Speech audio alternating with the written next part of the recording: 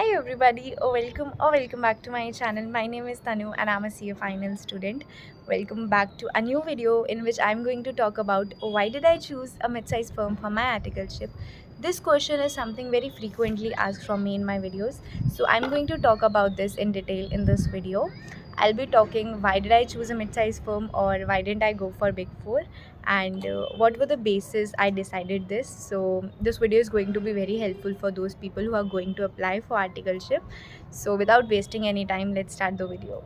Okay so जब भी articleship की बात आती है ना, हमारे दिमाग में दो ही चीज़ें आती हैं, या तो बिग फोर में जाएंगे या मीडियोकर या स्मॉल फर्म में जाएंगे. सबसे पहला मिथ, बिग फोर नाम की कोई फर्म्स नहीं होती हैं.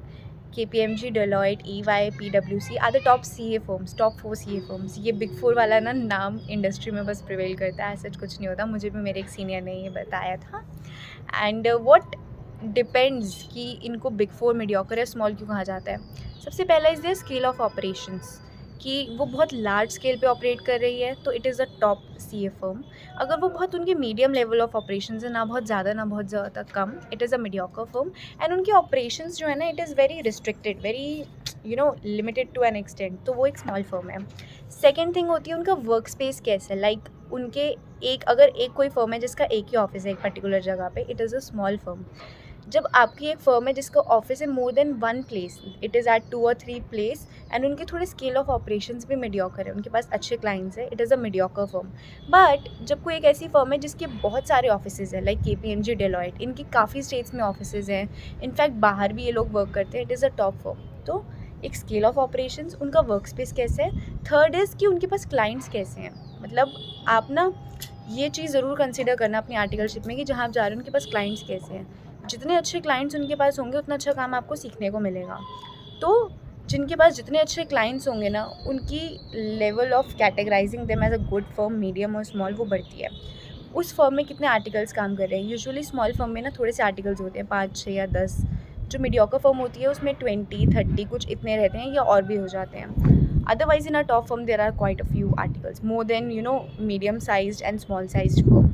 तो स्केल ऑफ ऑपरेशंस, उनका वर्क स्पेस कैसे है, कितने ऑफिसेज हैं उनके, वहाँ पे कैसे लोग काम करते हैं, उनके पास क्लाइंट्स कैसे हैं, इसके बेसिस पे कैटेगराइज किया जाता है कि कोई बिग फोर फर्म है, मीडियोकर फर्म है या स्मॉल साइज फर्म है. पहले मुझे ये नहीं समझ आता था जब मैं अपने लिए फर्म्स देख रही थी, बट धीरे धीरे मुझे ये चीज़ें समझ आई. मैंने भी बहुत लोगों की वीडियोज़ देखी, मैंने भी बहुत रिसर्च करी फर्म्स के बारे में, तब मुझको ये चीज़ समझ में आई. Now coming on to why did I choose a mid size firm. Like obviously किसका मन नहीं करता बिग फोर में जाने का, बट बिग फोर के भी अपने प्रोज एंड कॉन्स हैं, मिड साइज़ के भी अपने प्रोज एंड कॉन्स हैं. Starting with the very first point is कि big four obviously comes with a brand name. आपके आगे एक ना वो नाम लग जाता है जब आप बिग फोर में काम करते हो ना, कि ये बच्चा तो वहाँ से करके आया है. It is a plus point, but this brand name comes with long working hours and काफ़ी सारा work pressure. I have my friends जो बिग फोर में काम कर रहे हैं, तो वो मुझे बताते हैं कि उनके ना जो वर्किंग आवर्स हैं वो काफ़ी एक्सटेंड हो जाते हैं जब उनका पीक सीज़न चल रहा होता है, या फिर उनके ऊपर ना काफ़ी वर्कलोड रहता है, जिसकी वजह से ना CA फाइनल के लिए उतना टाइम नहीं निकल पाता. तो even if big four has a good brand name, it comes with a lot of work and it might become a little difficult for you to manage your CA final studies. This was the very first point जो मैं consider कर रही थी mid size में जाने के लिए, because although mid size में कोई आपको ऐसा brand name नहीं मिलता, ठीक है, बट वहाँ पे ये है कि एक फ्लेक्सिबिलिटी होती है वर्किंग आवर्स की. फॉर एग्जांपल जो मेरी आर्टिकलशिप है वो शाम के 6:30 तक वैसे टाइम होता है. ज़्यादा काम होता है तो मेरे को 1 घंटा ज़्यादा रुकना पड़ता है, अदरवाइज़ मैं 7:30 तक मैक्सिमम, जब ज़्यादा काम भी हो, मैं उसके बाद अपने घर के लिए चली जाती हूँ. सो इसमें ना एक ये प्लस पॉइंट है कि आपको ना बहुत ज़्यादा भी वर्क में इन्वॉल्व नहीं करके रखेंगे कि आपको रात भर वहीं बैठना पड़ रहा है. इसमें ना आप अपने CA फाइनल्स के लिए टाइम निकाल सकते हो. This was the first reason I choose mid size firm. Second reason that I could say is the type of exposure. जब आप बिग फोर में जाते हैं आपको एक पर्टिकुलर डोमेन ऑप्ट करना पड़ता है, B it statutory audit, internal audit, direct tax, indirect tax. आपको एक ही में जाना पड़ता है ना, आपको वही काम सिखाते हैं. When you come to a mid size firm ना, आपको सारे domains, I would not say सारे, but more than one domain सीखने को मिल सकता है. लाइक जो मेरी फर्म है, it is majorly for audit. It is not restricted to audit, but majorly वो ऑडिट की है, बट आपको साथ में बाकी चीज़ें भी वहाँ सीखने को मिलेंगी. मेरा इंटरेस्ट शुरू से ऑडिट में था, तो आई वॉज फर्स्ट कंसिडरिंग कि बिग फोर में जाना है, बट बिग फोर के बहुत कॉन्स भी मुझे दिख रहे थे यार, कि मेरे को CA फाइनल के लिए भी तो टाइम निकालना है. So this is the second reason कि आपको कैसे एक्सपोजर मिलेगा. थर्ड इज़ देखो स्टाइपेंड की बात इसमें I would not consider, because of course big four आपको थोड़ा ज़्यादा स्टाइपेंड देते हैं as compare to mid size, but mid size firm भी इतना कम आपको स्टाइपेंड नहीं देती कि आप अपने एक्सपेंसेस ना कवर कर पाएँ। लाइक आप एक नॉर्मल मिड साइज़ में जाएंगे ना, तो वो भी आपको 7, 8, 9, 10 हज़ार तक दे देते हैं, which is pretty good. As an intern, as a CA article ना, हमारे लिए इतना बहुत होना चाहिए। लाइक मुझे तो अभी अपने फर्म में काम करते हुए 1 महीना भी नहीं हुआ पूरा, so I can comment on stipend.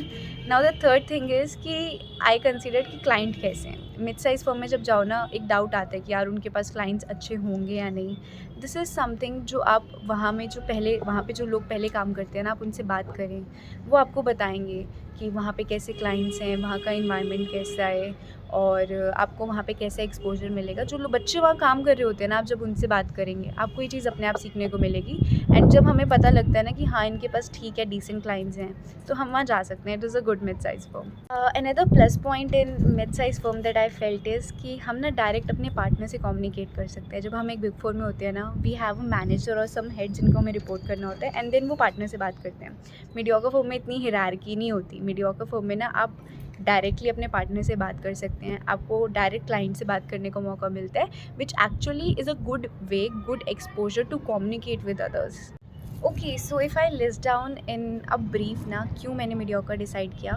First is you can get exposure in more than one domain, the working hours are not too long, you can allot time for your CA final studies, you can have a direct interaction with the client, you can have a direct interaction with your partner, the stipend is decent, and pretty much good factor is कि आप अपने लिए भी time निकाल सकते हो। जब आप 8-9 बजे तक घर आ जाते हो ना, 1-2 घंटा CA फाइनल का पढ़ने के बाद में आप अपने लिए भी टाइम निकाल सकते हो। सुबह ऐसा नहीं होगा कि रात में 11-11 बजे घर आ रहे हो, पढ़ भी नहीं पा रहे हो और अपने लिए भी टाइम नहीं निकाल पा रहे हो, एंड कल फिर ऑफिस जा रहे हो।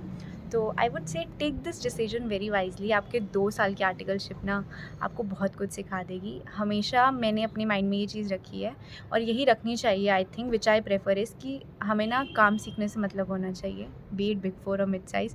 काम सीखना आना चाहिए और साथ में CA फाइनल्स को मैनेज करना आना चाहिए। सिर्फ काम सीखने के चक्कर में CA फाइनल्स को कॉम्प्रोमाइज़ नहीं कर सकते, एंड सिर्फ CA फाइनल की स्टडीज़ के लिए काम सीखने को कॉम्प्रोमाइज़ नहीं कर सकते। इन दोनों चीज़ों को बैलेंस करके हमको चलना है, and then we have to find a firm जहाँ पे हम दोनों चीज़ों को बैलेंस कर सकें, एंड उसके अकॉर्डिंग हमें अपना डिसीजन लेना चाहिए। I hope this video is helpful for you, so I will meet you in the next video, and if you have any doubts, any query that is not cleared, comment down, I'll try to answer that. We'll meet in the next video. Okay, bye.